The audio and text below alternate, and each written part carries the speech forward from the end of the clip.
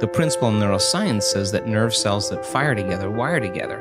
You keep thinking the same way, making the same choices, demonstrating the same habits, creating the same experiences that stamp the same networks of neurons into the same patterns, all for the familiar feeling called you. And you do that for 10 years on end. You're going to begin to hardwire certain patterns in your brain that becomes your identity.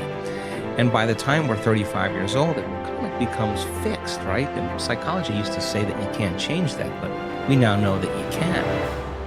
Henry David Thoreau had probably the greatest definition of success that I have ever heard. He said, if you advance confidently in the direction of your own dreams and endeavor to live the life which you have imagined, you will meet with a success unexpected in common hours.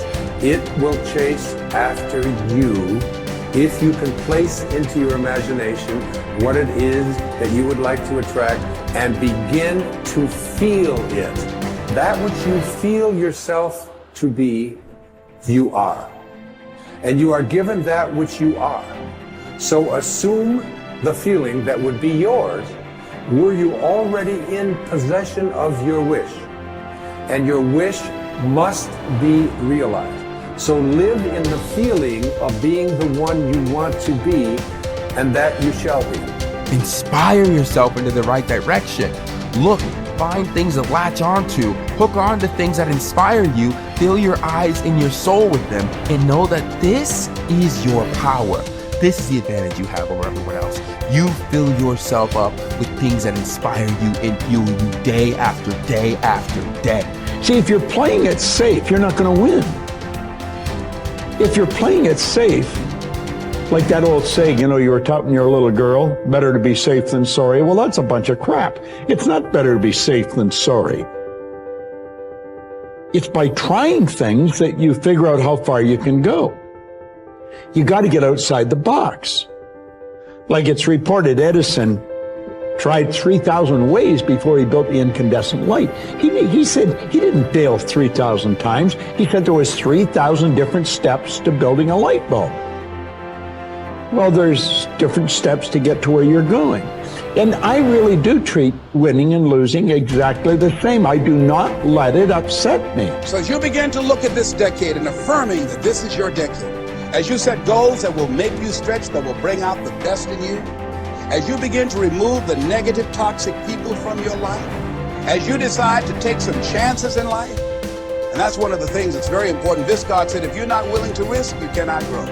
And if you cannot grow, you cannot become your best. And if you cannot become your best, you cannot be happy. You can't be happy. And what else is there? This is time for a little truth here. Maybe you need to become much wiser than you are at the moment. You need to become stronger. You need to have better health. Maybe you need a little coaching to really become the person I want to become. I'm going to have some coaching. Physical coaching, spiritual coaching, developing skills coaching. To be the influence you want to be, you got to build an incredible reputation. What kind of person must I be to attract all that I want in life and the people that I want and the opportunities that I want? When you knock on the door and opportunity opens, you must stand there as a very attractive person, or you may not be invited. One of the most mysterious and unique phrases that Jesus ever used. Here's what he said. I stand at the door and if you opened the door, would you probably invite him in? This extraordinary person. You say, wow, yeah. And he said, if you invite me, I'll come in, sit down, talk things over. For you to be that kind of attractive person, that if you knocked on the door of opportunity and it opened and you stood there, would you be the kind of person that opportunity would say, come right in and sit down and let's talk about the future? That kind of person. One of the major reasons why goal setting doesn't work for some people is that they become bogged down in the how. This is especially true if the goal is a stretch. They want something quite different from their current experiences. However, is that we don't need to worry about the how.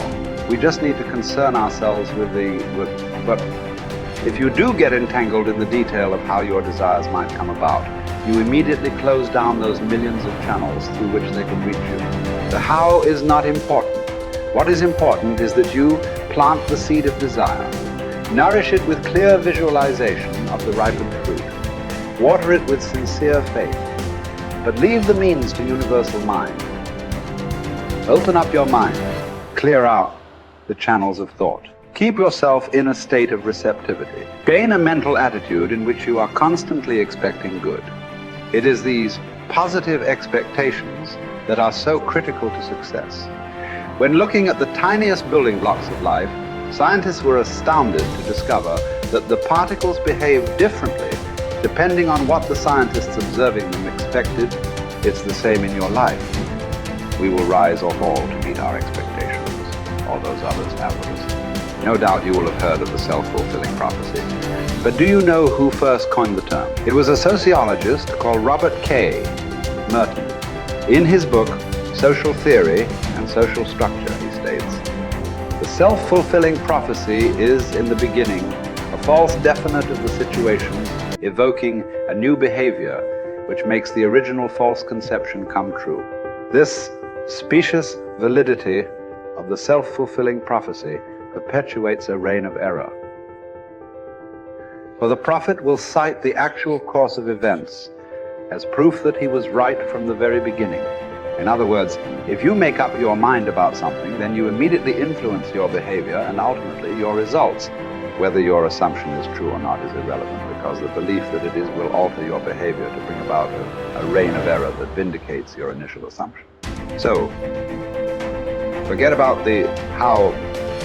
Collier reminds us, your part is to impress upon mind your need, your earnest desire, your boundless belief in the resources, and the willingness of universal mind to help you. In other words, expect the best and it will do the rest.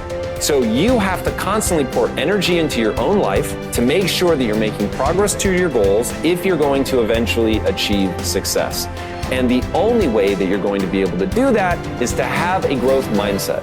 Now, really simply, a growth mindset is that you believe that your talent and intelligence are not fixed traits, that you can get better at something as you put time and energy into getting better at that thing. It's what I call the only belief that matters.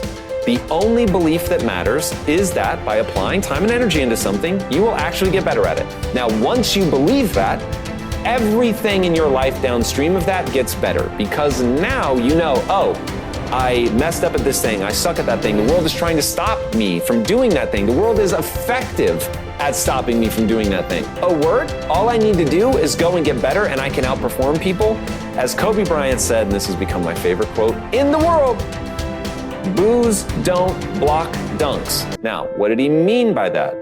He meant that no matter what, you can get so good that people can't stop you.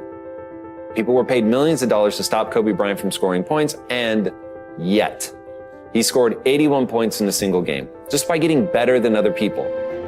Getting better than other people requires you to have a growth mindset. That's the growth part. You're going to get better so that when you fail, and you will fail over and over and over and over and over and over and over again, and it's going to be embarrassing and it's going to hurt and all that, but when you fail, if you believe, oh, failing means that I'm a failure because my talent and intelligence are fixed traits, there's nothing I can do to get better, you will stop. Why wouldn't you? It's the only thing that makes sense. But if, on the other hand, you believe that, oh, I can get better at this. I'm not good enough yet, but I can get good enough by applying time and energy into getting better. So now you'll apply that time and energy because you believe that it will yield the outcome that you want. And that is why it is so critical to get your mind right so that you can run that loop of the physics of progress.